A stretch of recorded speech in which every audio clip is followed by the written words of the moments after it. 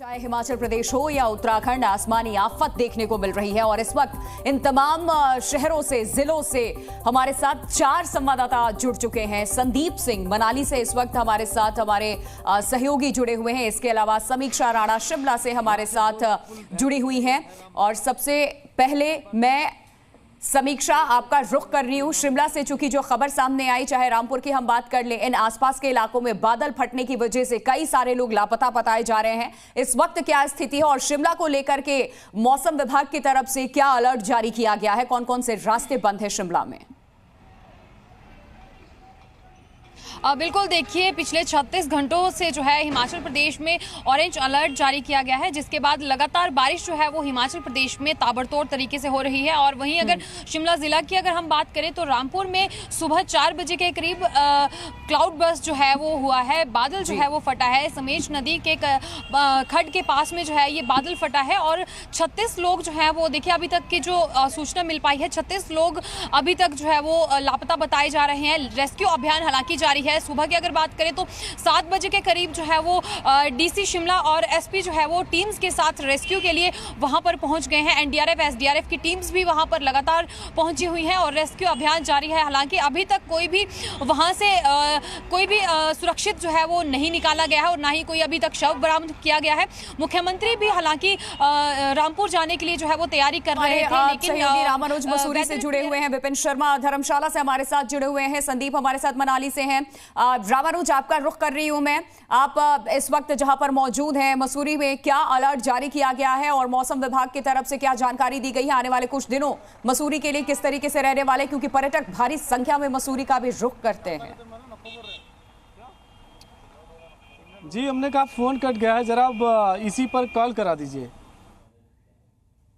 रामानुज का वापस मैं रुख करूंगी। संदीप हमारे साथ मनाली से जुड़े हैं। संदीप, मनाली से जो तस्वीरें आई भयावह है, डरा देने वाली है। कुल्लू मनाली वो इलाका, वो एरिया जहां लोग पर्यटक जो है वो भारी संख्या में जाते भी हैं। इस वक्त वहां पर क्या स्थिति है आप दिखाइए, और जो लोग इसकी जद में है, ब्यास नदी का जलस्तर बहुत ज्यादा बढ़ा हुआ है, रौद्र रूप है, उन लोगों को क्या कहीं शिफ्ट किया जा रहा, प्रशासन की तरफ से क्या व्यवस्था?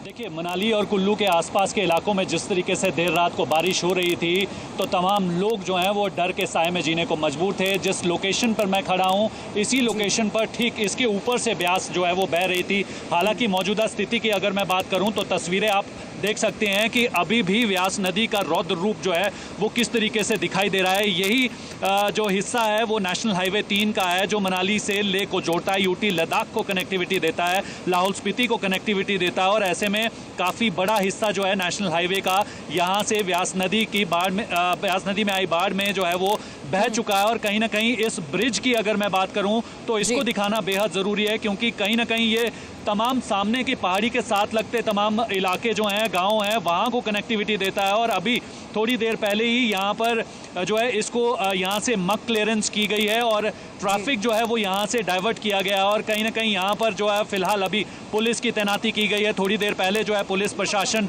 बॉर्डर रोड ऑर्गेनाइजेशन और आर्मी के अधिकारी जो है वो यहाँ पर जायजा लेने के लिए पहुंचे थे। लेकिन दूसरी तरफ राहत की बात यह है कि बारिश का सिलसिला जो है फिलहाल थम चुका है। लेकिन मनाली को कुल्लू से और कुल्लू को मंडी और बाकी देश के अलग हिस्सों से जोड़ने के लिए जो है वो नेशनल हाईवे 3 काफ़ी महत्वपूर्ण है, जो कि पूरी तरीके से इस वक्त बंद चल रहा है। कारण ये है कि मल्टीपल लोकेशन से व्यास नदी ने सबसे बड़ी बात यही है, लोग अगर पूरी तरीके से डैमेज किया है। लेकिन राहत की बात यह है कि आगाह कर रहा है कि ये रास्ते बंद हो चुके हैं, नेशनल हाईवे 3, जिसका जिक्र कर रहे थे हमारे सहयोगी रामानुज हमारे साथ जुड़े हुए हैं मसूरी से। रामानुज, छुट्टियां जैसे ही पास आती हैं, खास करके जब लॉन्ग वीकेंड भी होता है, लोग सबसे पहले मसूरी का रुख करते हैं। दिल्ली एनसीआर के लोगों की भी हम बात कर ले, या फिर अन्य राज्य से भी लोग आते हैं, मसूरी जाना जरूर चाहते हैं। ऐसे में मसूरी में इस वक्त क्या स्थिति है वो जरा दर्शकों को दिखाइए। आप जहां पर मौजूद है, आसपास के जो इलाके हैं उनके बारे में भी जानकारी दीजिए। मौसम विभाग की तरफ से मसूरी को लेकर के क्या अलर्ट जारी किया गया? उत्तराखंड में पिछले 2 दिन से निरंतर हो रही बारिश के चलते किस तरह से मौसम का मिजाज है ये आपको दिखाएंगे, लेकिन मसूरी को लेकर जो आपने सवाल किया है उसके बारे में बता दें कि इस वक्त कोल्हू खेत के पास लैंडस्लाइड आने की वजह से जाम लग गया और उस बोल्डर को तोड़ने का काम शुरू हुआ। तस्वीरों के जरिए आप ग्राउंड जीरो की जो तस्वीर है वो दिखा दें कि दोनों साइड में लंबी कतार जो वाहनों की लगी है वो यही है कि जो सैलानी पहाड़ों की रानी मसूरी का रुख कर रहे थे उनके सामने दिक्कत आ गई है। बिल्कुल ठीक सामने अगर आपको दिखाएंगे तो तस्वीरों के जरिए आप देख सकते हैं कि यहीं पर थोड़ा सा ये जो पूरा इलाका है लैंडस्लाइड हुई, बोल्डर्स आया और उसको मशीनों के जरिए हटाने के बाद अब धीरे धीरे इन पूरी जो लंबी कतारें लगी हुई हैं उनको अब वाहनों का उसे हटाने का काम शुरू हुआ है। तो इस वक्त की ग्राउंड जीरो की बिल्कुल एक्सक्लूसिव तस्वीर है, दर्शक इसे देख सकते हैं और जो मसूरी का रुख कर रहे हैं वो मौसम के मिजाज को देख कर करें ताकि कहीं भी अगर लैंडस्लाइड हो, बोल्डर आ जाए तो वो सुरक्षित रहें और उनकी यात्रा में किसी तरह की कोई दखल ना होने पाए। दूसरा अपडेट आपको बताएं कि जो मौसम विभाग का पूर्वानुमान है उसके मुताबिक अभी भी 48 घंटे प्रदेश के कई क्षेत्रों में बारिश हो सकती है। मसलन मौसम का जो मिजाज है वो बदला हुआ है। सरकार लगातार उन क्षेत्रों की समीक्षा कर रही है जहां पर बादल फटे, जहां रेस्क्यू ऑपरेशन चलाया जा सकता है। वापस मैं आपका रुख करूंगी, लेकिन विपिन भी हमारे साथ बने धर्मशाला से अपडेट हम आपको बताएंगे। तमाम 3 संवाददाता चाहे मनाली हो, मसूरी हो या शिमला हो उसके बारे में जानकारी दे रहे हैं। विपिन मैं आपका रुख करूंगी, लेकिन एक खबर बता दूं, पंचवक्त्र मंदिर की 2 तस्वीरें आपको दिखा रहे हैं। एक तस्वीर पिछले साल की है, ये हिमाचल प्रदेश की तस्वीर आप देख रहे हैं, देखिए किस तरीके से। दूसरी तस्वीर आज की भी आप देखिए, मंदिर सैलाब में डूबा हुआ पूरी तरीके से नजर आ रहा है। ये दोनों ही तस्वीरें इस बार हम आपको दिखा रहे हैं कि पिछले साल में मंडी में किस तरीके से तबाही मची थी और ये मंदिर डूब चुका था और इस बार भी कमोबेश वही स्थिति है। हिमाचल प्रदेश के मंडी की ये तस्वीर इस वक्त आपके सामने।